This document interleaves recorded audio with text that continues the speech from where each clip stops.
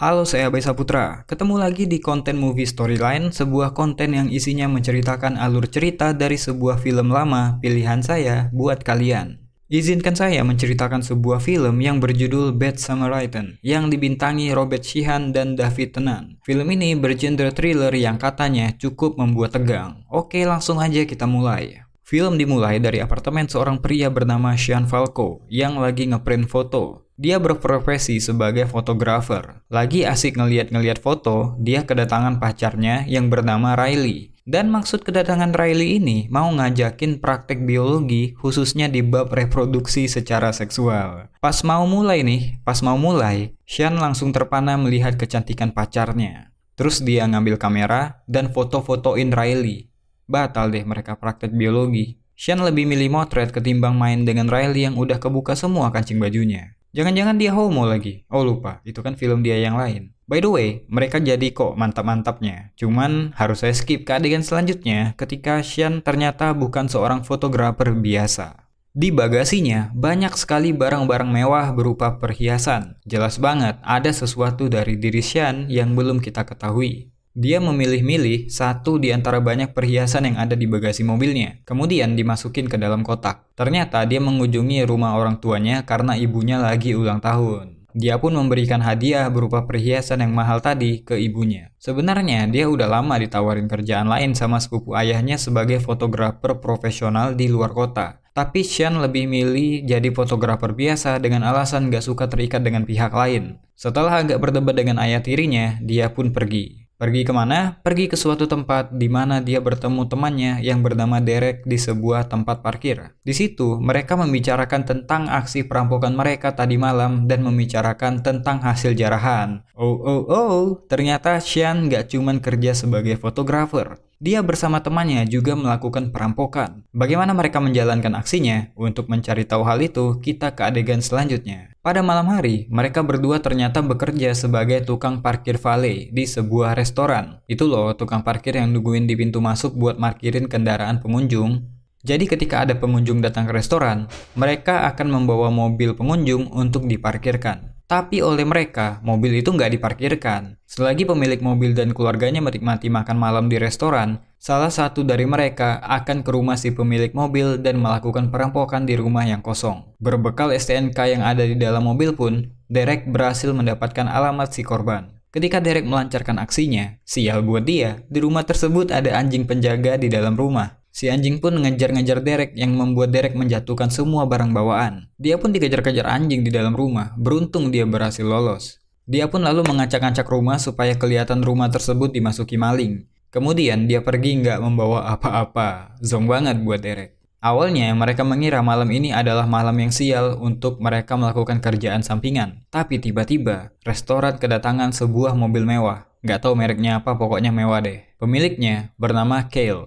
Orang kaya yang sombong banget. Waktu Sean nawarin tiket parkir, Sean dihina-hina. Dia bilang badannya bau menyan lah, terus nyuruh Sean hati-hati bawa mobil dia karena itu mobil canggih, bukan kayak mobil miskin neneknya Sean. Wah, parah. That's a beautiful car, sir. Yeah, don't fucking touch it. Tapi karena hinaan tersebut membuat mereka makin termotivasi buat ngerampok rumahnya Kale. Kali ini giliran Sean. Karena mobilnya canggih, gampang buat dia pakai GPS untuk menemukan alamat rumah Kale yang ternyata dekat banget, cuma 3 menit dari restoran. Sean pun berhasil masuk rumah Kale yang cukup mewah, tapi gelap dan suram banget. Sean ngeliat-ngeliat sekeliling rumah mencari barang yang bisa dia ambil. Di meja, Sean menemukan kartu kredit dengan limit tinggi yang baru aja dikirimin. Dia berencana untuk ngambil kartu kredit tersebut dan belanja banyak barang menggunakan itu. Tapi untuk aktivasi kartu itu, dia harus menelpon customer service kartu kredit. Jadi dia mencari-cari telepon rumah yang bisa dia pakai. Karena di lantai dasar nggak ada apa-apa, dia pun pergi ke lantai atas. Di kamar tidur, dia menemukan sebuah telepon yang akan dia gunakan untuk mengaktifasi kartu tersebut dan berhasil. Sean dan Derek pun senang bukan main. Sean yang akan pergi meninggalkan rumah itu pun tertarik pada satu ruangan dengan kunci yang rumit. Sean sebenarnya nggak mau serakah dengan membobol ruangan itu, tapi Derek meyakinkan Sean untuk tetap melihat isi ruangan tersebut. Siapa tahu mereka akan mendapatkan jackpot yang membuat mereka nggak perlu merampok lagi. Sean pun mencoba membobol pintu itu dan berhasil membukanya. Di dalam ruangan, dia melihat komputer yang nggak terkunci. Dia mengasumsikan bahwa ini adalah ruangan kerja dari orang kaya tadi. Derek menyuruh Sean untuk mencari folder yang berpassword untuk mencari konten rahasia. Selagi menunggu komputer melakukan pencarian, Sean melihat ada buku cek di atas meja. Dengan mengetahui nomor rekening dan nomor router, mereka nanti bisa mencairkan uang dengan itu. Jadi Sean mengambil HP-nya dan memotret lembar cek itu dengan HP. Ketika memotret lembar cek itu dengan lampu blitz,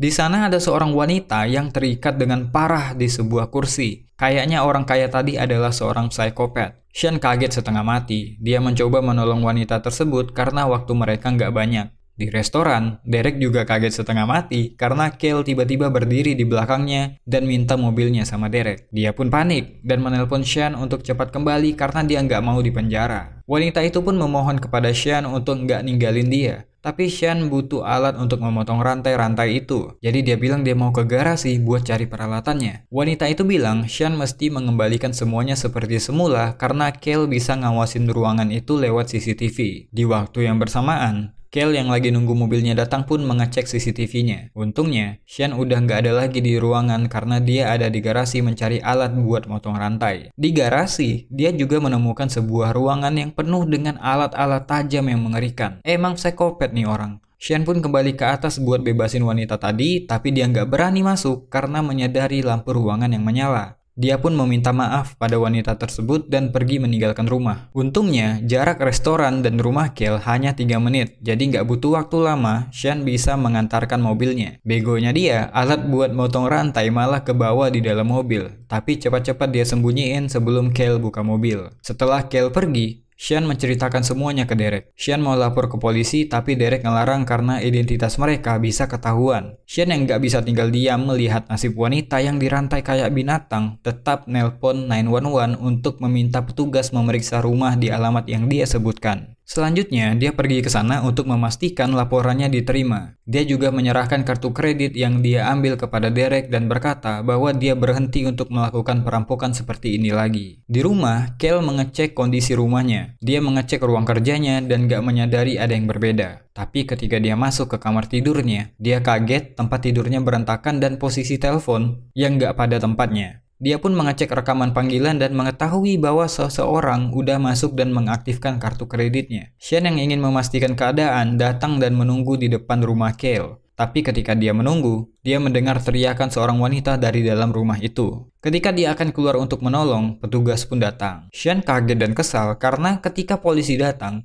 Kale sedang berada bersama seorang perempuan yang lain. Melihat kondisi yang baik-baik saja, polisi pun gak memeriksa ke dalam rumah dan pergi meninggalkan lokasi. Setelah berkencan dengan Kale, wanita itu pun pulang. Ketika mengantar wanita itu ke mobil, perhatian Kale tertuju pada mobil orange milik Sean. Mobil jelek yang parkir di tengah-tengah komplek perumahan elit. Apa nggak mencurigakan kayak gitu? Sean pun takut dan sembunyi. Perlahan-lahan, Kale mendekati mobil itu tapi untungnya cuma merhatiin dari jauh. Setelah keadaan aman, Sean kedatangan Derek yang menyusulnya. Mereka berdua pun menunggu dan berencana untuk masuk ke sana, memeriksa keadaan dan menyelamatkan wanita yang terikat itu. Ketika Kale pergi meninggalkan rumah, mereka langsung gercep masuk ke dalam rumah. Di sana, keadaan udah berbeda 180 derajat dari yang Sean tinggalkan pertama kali. Dan yang nggak mereka sadari, ternyata itu adalah jebakan dari Kale yang sengaja membiarkan mereka masuk. Dalam perjalanan, Kale menelpon polisi dan memberitahu kalau ada perampok yang masuk ke dalam rumahnya. Untungnya, mereka berhasil kabur dengan cepat walaupun aksi mereka terekam CCTV. Setelah berada di tempat aman, Sean dan Derek berdebat untuk melupakan kejadian ini.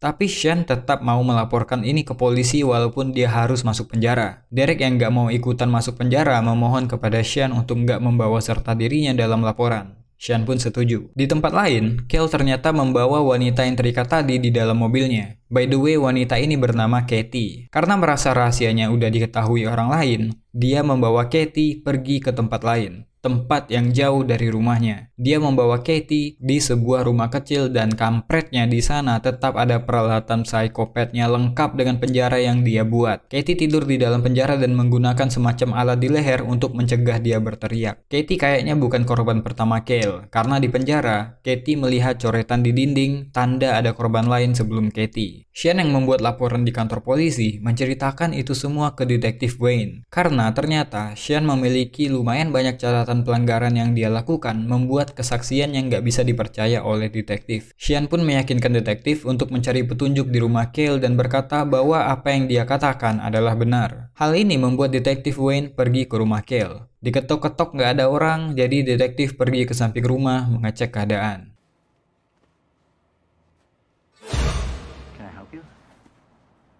Detektif Wayne nanyain Kale tentang perampokan yang beberapa hari lalu terjadi di rumahnya. Detektif juga memeriksa ruang kerja dan garasi milik Kale. Tapi semuanya udah dibereskan sama Kale dan gak ada meninggalkan petunjuk apa-apa. Setelah dari rumah Kale, Detektif Wayne kembali ke kantor dan membebaskan Sean karena Kale gak mengajukan tuntutan apa-apa. Sean gak percaya kalau detektif gak nemuin petunjuk apa-apa, dia pun disuruh pergi dari situ. Kale yang mengecek rekaman CCTV mengetahui kalau tukang parkir valet di restoran adalah pelaku pembobol rumahnya dan mencurigai kalau mobil orange yang terparkir di luar adalah mobil mereka. Jadi dia menyiapkan alat pelacak yang terhubung di HP-nya dan menempelkan alat tersebut ke mobil Sean. Orang kaya mah bebas. Sean pun melanjutkan usahanya ke FBI untuk melaporkan orang hilang dengan berbekal foto Katie yang gak sengaja dia ambil. Petugas FBI yang gak bisa memberitahu proses penyidikan pun menyuruh Sean untuk pulang. Di luar, ternyata dia udah ditunggu Kale di luar gedung. Kale juga mengikuti Sean yang pulang ke rumah. Ketika Sean mandi, dia masuk ke rumah berbekal pistol dan akan menembak Sean yang lagi telanjang bulat di kamar mandi. Tapi nggak jadi. Dia mencari file yang berpassword di komputer Sean dan mengopinya ke dalam flash disk. Dia juga mengambil foto-foto yang ada di kamera Sean. Setelah itu, dia pun pergi meninggalkan pintu yang terbuka. Kale kayaknya niat banget menghancurkan Sean dan Derek. Jadi dia menelpon restoran tempat mereka kerja dan memberitahu kalau mereka berdua diidentifikasi sebagai perampok di kantor polisi. Telepon itu menyebabkan mereka berdua dipecat dan digantikan dengan tukang parkir lain. Kale yang udah mendapatkan semua file rahasia Sean menghancurkan image-nya di media sosial. Bahkan dia memposting foto telanjang Riley ke laman Facebook miliknya yang menyebabkan Riley malu banget karena foto itu bocor di media sosial. Riley pun langsung menelpon Sean dan bilang kalau Sean adalah lelaki kardus, lelaki bangsat, lelaki kampret. Mendengar hal itu, Sean pun langsung pergi menemui Riley untuk mengklarifikasi. Tapi Riley udah ngambek dan gak mau ketemu sama Sean. Sean pun mendapatkan teror dari Kale. Mobilnya dirusak, mau ditabrak dengan mobil kecepatan tinggi, dan diancam menggunakan telepon. Gak sampai di situ, Riley, pacarnya Sean pun dihajar dan dilempar ke bawah ketika dalam perjalanan pulang. Sean yang pulang ke rumah orang tuanya mendapatkan ayah tirinya dipecat dari tempat dia bekerja karena dituduh mengambil barang kantor. Bahkan, ibunya pun juga diskors karena dituduh melakukan kekerasan pada anak muridnya. Sean pun meminta maaf kepada orang tuanya dan menjelaskan kejadian dari awal. Untungnya, mereka percaya dan bersiap-siap untuk pergi dari sana karena keadaan yang berbahaya. Sebelum pergi, Sean memeriksa lembar cek yang dia foto.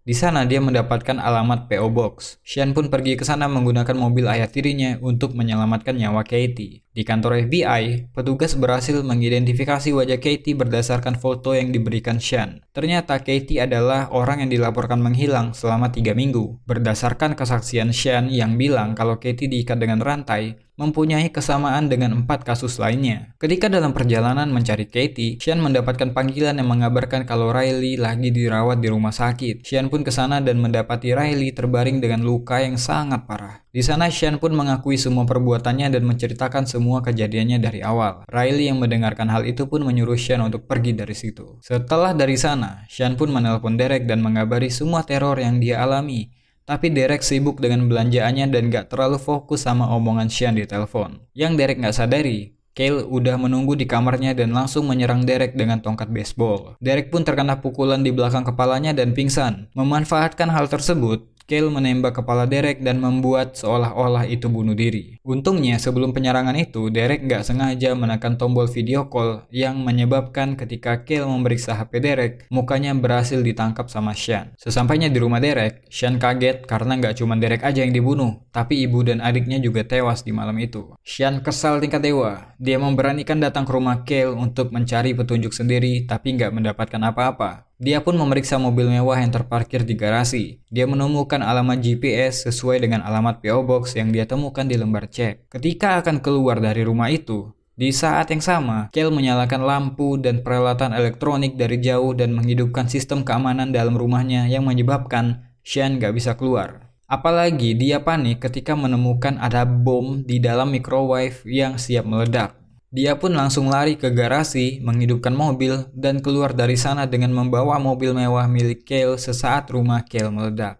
Dia pun langsung tancap gas ke alamat yang ada di sistem GPS mobil. Petugas FBI pun mendapatkan foto Kale yang Sean dapatkan dari video call dengan Derek. Petugas FBI pun langsung mengeluarkan surat perintah untuk memeriksa Kale dan menuju ke tempat yang sama dengan yang Sean tuju. FBI menemukan bahwa Kale adalah ahli waris dari seorang miliarder. Keluarga mereka ternyata terobsesi dengan kuda pacuan. Ketika kecil, Kale jatuh hati sama pelatih kudanya. Jadi dia sok-sokan mau membuatnya terkesan dengan menjinakkan kuda liar. Tapi bukannya menjinakkan, dia malah membunuh kudanya. Pelatih kudanya mengancam untuk memberitahukan ayahnya, tapi dia malah kena bunuh Kale. Jadi bukannya menjinakkan kuda, sekarang dia menjinakkan manusia. Sean yang sampai lebih dulu pun memeriksa keadaan sekitar mencari tempat persembunyian Kale. Sementara itu, Kale ternyata udah mempersiapkan rencana pelarian dirinya dengan mengurus dokumen untuk pergi ke Kanada, mempunyai kendaraan mewah lain yang bisa dia pakai untuk berpergian. Dia juga menyiapkan sebuah lubang untuk mengubur Katie di sana. Ketika Sean berhasil menemukan rumah tersebut, dia pun langsung mengecek bagian dalam rumah dengan memotret jendela dengan HP. Ketika dicek, ternyata jendela tersebut adalah jendela penjara tempat Katie berada. Sean pun berkata kepada Katie bahwa dia akan membebaskannya. Lagi asik temu kangen nih, Kale datang dari belakang, memukul kepala Sean dengan sekop. Sean pun terpojok dan pingsan kena hantaman sekop. Kale mengeluarkan Katie dan membawanya ke lubang yang udah dia siapkan. Ketika Sean bangun,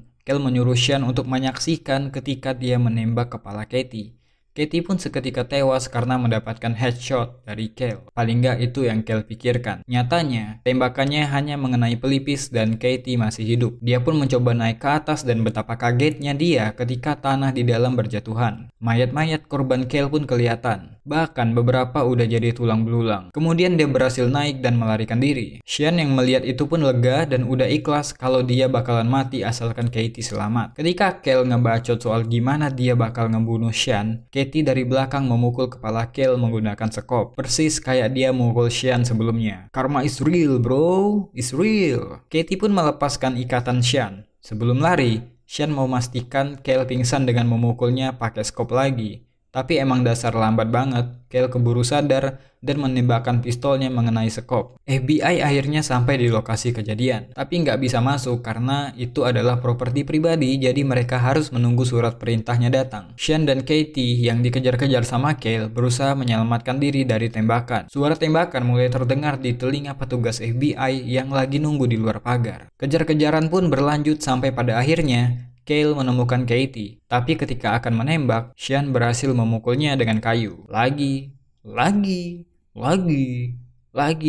hajar terus sampai Kale pingsan. Katie bilang ini nggak cukup buat membalaskan penderitaannya. Jadi ketika petugas FBI datang dan ingin menangkap Kale, mereka menemukan Kale terikat dengan rantai di rumahnya. Persis seperti yang dia lakukan pada Katie sebelumnya. Karma is real, bitch. Is real. Kayaknya itu aja buat video kali ini. Kalau kalian suka dengan konten kayak gini, silahkan subscribe. Saya Bae Saputra. To be continued.